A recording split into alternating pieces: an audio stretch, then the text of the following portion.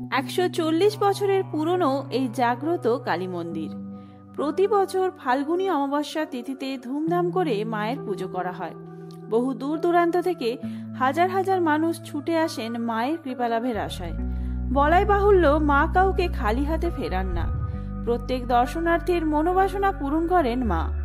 দর্নিকাটা থেকে শুরু করে বিভিন্ন মানসিক পূজা, ভোগদান সমস্ত কিছু মায়ের জন্যই। প্রতি বছর শিবরাত্রির ঠিক পরের দিন ফাল্গুনী অমাবস্যা তিথিতে এই কালী পুজো হয়ে থাকে। রাত ভোর ধরে চলে মায়ের পুজো, তার সাথে মায়ের আরতি, হোম যজ্ঞ, এছাড়াও পাঁঠা বলি ও অন্যান্য মানসিক পুজো। আর আমি এই পুজোতে গিয়েছিলাম ঠিক সেই দিনের রাতে যে পুজো হয়েছিল, সেই রাতের পুজোটা আমি দেখিনি, তবে পরের দিন ভোরবেলায় আমি পৌঁছে গিয়েছিলাম। আর সেই সমস্ত ভিডিও ক্লিপ আমি তোমাদের সাথে আজ শেয়ার করছি।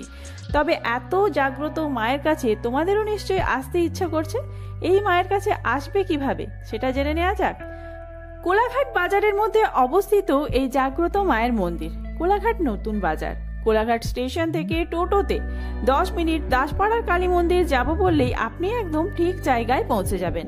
এছাড়াও বাস স্ট্যান্ড থেকেও টোটোতে করে বা পায়ে হেঁটে আসতে পারেন। এখানে প্রতিদিন বেলা 12টার সময় পুজো দিতে পারবেন আপনারা। এছাড়াও এই যে পুজো হচ্ছে, এই পুজোর মধ্যেও আপনারা যে কোনো সময় এসে পুজো দিতে পারেন। তবে এই বছর পুজো শেষ হয়ে গিয়েছে এবং মায়ের বিসর্জনও হয়ে গিয়েছে। আপনারা যদি এই পুজো সামনে থেকে দেখতে চান তাহলে আগামী বছর শিবরাত্রির ঠিক পরের দিন এসে মায়ের পুজো দেখতে পারেন।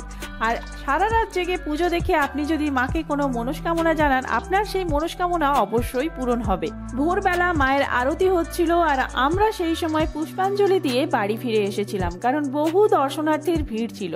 তাই সেই সময় মাকে ধূপ মোমবাতি কোনো কিছুই দেখাতে পারিনি। তাই একদিন সময় করে সন্ধ্যার সময় গিয়ে মাকে ধূপ মোমবাতি দেখিয়েছিলাম এবং তখন মায়ের মন্দির ফাঁকা থাকায় শান্তি মতো মায়ের দর্শন করতে পেরেছিলাম।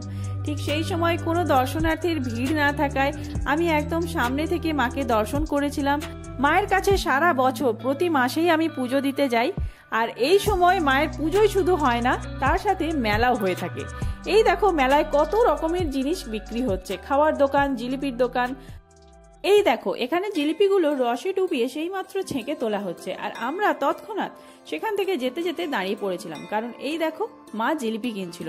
মায়ের জিলিপি খেতে খুবই ভালো লাগে। আর আমরা মেলা গেলে কার না জিলিপি খেতে ভালো লাগে। তবে এই জিলিপিগুলো মায়ের খুব একটা পছন্দ হয়নি, কারণ আমার মায়ের সরু সরু টাইপের জিলিপি পছন্দ। মানে এই যে এত মোটা মোটা রিং হচ্ছে, এইরকম জিলিপি মায়ের পছন্দ নয়।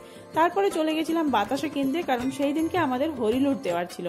আমার দুই মামাই সেদিন হরিলুট দিয়েছিল আর আমরাও কিছুটা দিয়েছিলাম। হরিলুট দেওয়া হয়ে যাওয়ার পর আবার ঘুরে একটু মেলায় এসেছিলাম। আমি সেই দিন কিছু খাইনি, কেন সেদিনকে পুজোর ব্যাপার ছিল। আর এই দেখো কত বাচ্চাদের খেলনা টেলনা বিক্রি হচ্ছে, মেলা হলে যা হয় আর কি। তবে আমি বাচ্চাদের খেলনাগুলো শুধু ঘুরে ঘুরেই দেখছিলাম, আর ওই যে বেলুন দেখছিলাম, কারণ আমি আর তো এখন বাচ্চা নেই যে এগুলো কিনবো। আর এখানে মাশরুম পকোড়া বিক্রি হচ্ছিল, আমরা একটু মাশরুম পকোড়া খেয়েছিলাম। আর তারপরে একদম পরের দিন সকালে চলে এসেছিলাম মায়ের কাছে। আমি 3 দিন ধরে পুজো দিতে গিয়েছিলাম। সবাই বলছিল, কি রে সবসময় যে পুজো দিতে যাচ্ছিস? একদিন ভোরে, একদিন সন্ধ্যায়, আবার একদিন সকাল সকাল পৌঁছে গিয়েছিলাম মায়ের কাছে। এই যে পুরোহিত মশাই মাকে পুজো করবেন বলে ফুল দিয়ে সাজাচ্ছেন, এরপরেই মায়ের পুজো শুরু হয়। অনেকেই জিজ্ঞাসা করেছিলে যে কটার সময় পুজো হয়। প্রতিদিন বেলা 12টায় মায়ের পুজো হয়। যারা মায়ের দর্শন করতে চাও বা মায়ের কাছে পুজো দিতে চাও, মায়ের কাছে পুজো দিয়ে মনস্কামনা পূরণ করতে চাও, অবশ্যই যে কোনো দিন এসে 12টার সময় মায়ের দর্শন করতে পারো। তবে মায়ের তখন মেয়ের পুজো হয়, মায়ের এই মূর্তি তখন থাকে না। শুধুমাত্র পুজোর দিনগুলিতেই মায়ের দর্শন পাবে এইভাবে।